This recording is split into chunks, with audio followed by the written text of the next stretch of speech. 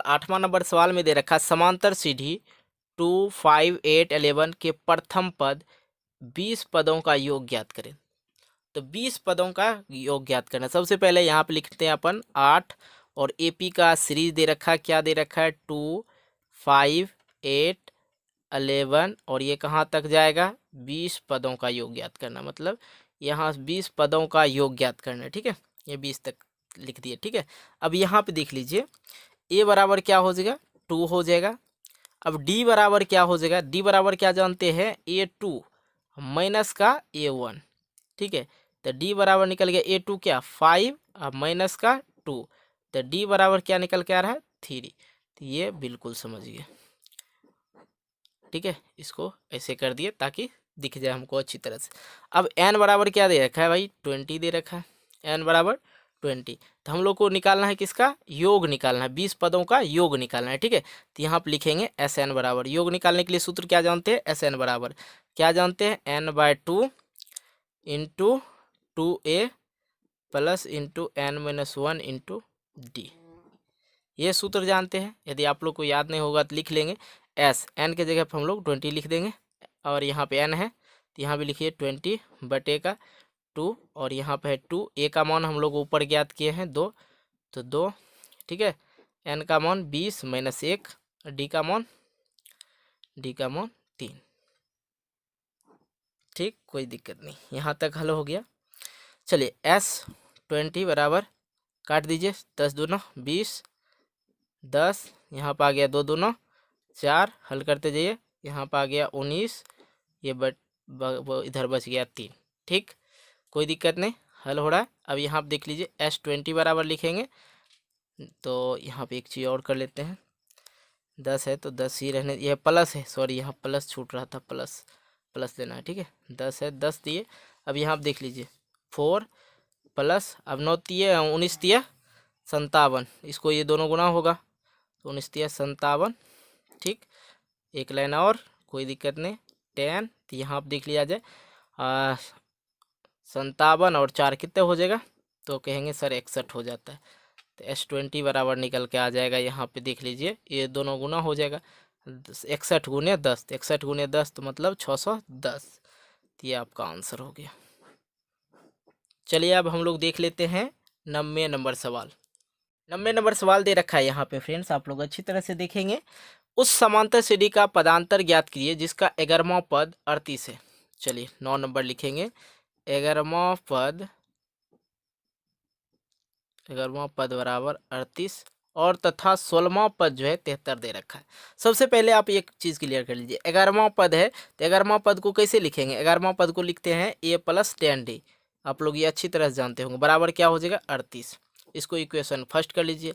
अब यहाँ पे है 16वां पद, 16वां पद बराबर कितने दे रखा है 73, लिख लीजिए 73।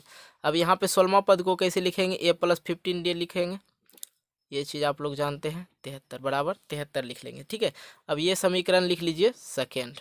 अब यहाँ पे कह रहा है कि उस समांतर सीढ़ी का पदांतर ज्ञात करें जिसका ये पद दे रखा है और ये पद दे रखा है। मतलब हम लोग को कह रहा है डी ज्ञात करने के लिए। ठीक है, पदांतर का मतलब होता है डी ज्ञात करें।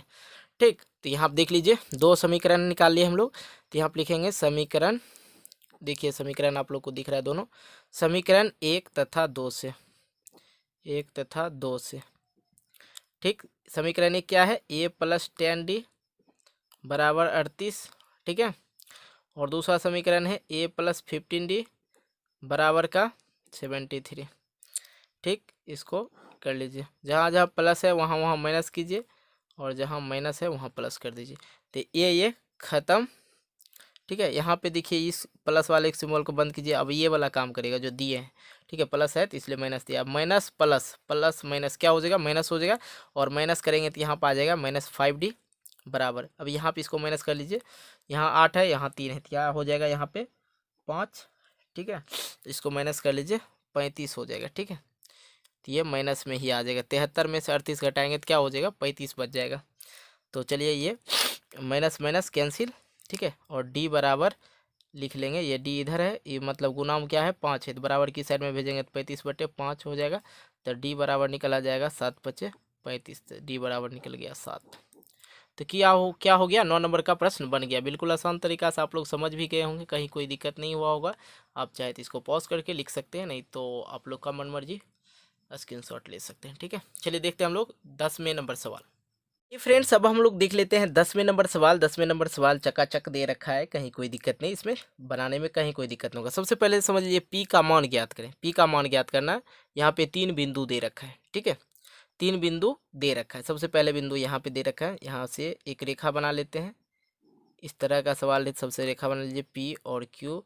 बिंदु ए जो है यहाँ पे बिंदु ए कर देते हैं। ठीक है, पी क्यू कर दे। अब पी क्यू पहला जो यहाँ पे दे रखा है 3 और पी, इसको यहाँ रख दिए। और ये वाला जो है पी और 5, इसको यहाँ लिख देंगे। और 3 और पी जो है यहाँ लिख दिए। सॉरी, यहाँ पे जो 3 और पी नहीं होगा, यहाँ पे ए बड़ा हो। ए वाला मान क्या है, 0 और 2 है। ठीक है, ये लिख दिए। अब लिखने के बाद हम लोग ये मान के लिख दिए हैं। ठीक है, तो यहाँ पे मान के लिखे हैं तो लिख दीजिए ना। यहाँ पे मानिए के लिखे हैं तो लिखेंगे यहाँ पे फिर माना कि P बराबर 3 और P, जिसको हम लोग इधर मान लेते हैं x1 और y1। ठीक है, अब Q बराबर हम लोग माने हैं P और 5। ठीक है, इसको मान लेते हैं x2 और y2। ठीक है, यहाँ तक समझ में आ रहा है। और A जो है हम लोग का, A जो दे रखा है, A को हम लोग क्या मान लेते हैं, A जो दे रखा है 0 और 2, तो ये क्या है, x मान लेते हैं इसको। ठीक है, और इसको y मान लेते हैं, कोई दिक्कत नहीं होगा। इस तरह से बना लिए।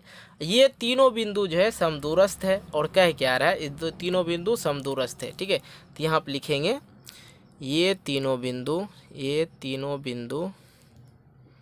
समदूरस्थ है। ठीक है, यहाँ तक लिख लिए। अब समदूरस्थ है, तो यहाँ पे हमको कह रहा है P का मान ज्ञात करने के लिए। तो भाई P का मान ज्ञात करने के लिए बिल्कुल देखिए समझना होगा। सबसे पहले क्या करेंगे, ये दोनों के बीच का दूरी जो है बराबर होगा। जितना P से लेके A तक होगा उतने ही P से लेके Q तक होगा। तो ये दोनों का दूरी ज्ञात कर लेंगे तो पता चल जाएगा आराम से कि कितना P का मान है। ठीक है, इसलिए हम लोग लिखेंगे PA बराबर QA, दोनों बराबर होगा। जितना P से A तक का दूरी होगा उतना ही Q से A तक का दूरी होगा। ठीक है, इसलिए तो समदूरस्थ वाला सूत्र लगाते हैं, आराम से इसको बना लेते। क्या करते हैं, इसको इससे घटाते हैं, और इसको इससे घटाते हैं, और इसको इससे घटाते हैं, इसको इससे घटाते हैं। ठीक है, घटाने के बाद P का मान निकल जाएगा। देखिए सूत्र कैसे है, देख लिया जाए। सूत्र यहाँ से हम लोग स्टार्ट करते हैं। थोड़ा सा साफ साफ लिखना है ये वाला सवाल में। x1 माइनस एक्स लिखेंगे स्क्वायर, प्लस कर देंगे यहाँ पे y1 माइनस y2 लिखेंगे। चलिए y1 माइनस y। ठीक है, x1 minus x, y1 minus y का होल स्क्वायर, बराबर करके इधर लिखेंगे। दोनों बराबर होना चाहिए, PA और QA। तो QM देखिए, तो यहाँ पर लिखेंगे, फिर हम सूत्र लिखेंगे x2 माइनस एक्स का स्क्वायर। ठीक है, प्लस y2 माइनस y1 का स्क्वायर, सॉरी 1 का नहीं, सिर्फ y का स्क्वायर। ठीक है, चलिए ये बात क्लियर हो गया, कहीं कोई दिक्कत नहीं हुआ होगा। चलिए आज ये थोड़ा सा ये देख लीजिए, इसको थोड़ा सा नीचा करते एक बार फील कर लेंगे तो बेटर होगा। चलिए यहाँ पे x1 देखिए, x1 क्या हो जाएगा, 3 हो जाएगा। तो यहाँ पे ये चीज़ क्लियर हो गया, 3। ठीक है, 3। अब माइनस है, माइनस लगाइए। x का मान क्या हो गया, 0, तो 0 प्लस y1 का मान P, तो यहाँ पे देंगे P माइनस। अब यहाँ पे y का मान 2, तो यहाँ पे देंगे 2।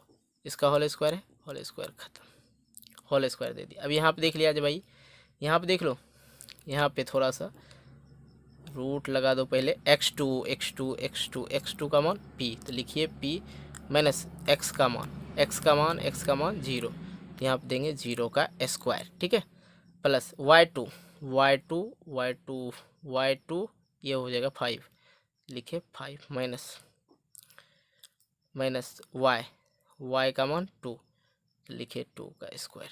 ठीक है, क्लियर हो गया, ये चीज़ भर लिए। अब आराम से बना सकते हैं, तो जी सर बना सकते हैं। चलिए यहाँ पे बनाने की कोशिश किया जाए। अब ये स्क्वायर है तो ये रूट दोनों ख़त्म हो जाएगा, ये रूट दोनों ख़त्म, ठीक है, स्क्वायर ख़त्म तो ये दोनों रूट ख़त्म हो गया।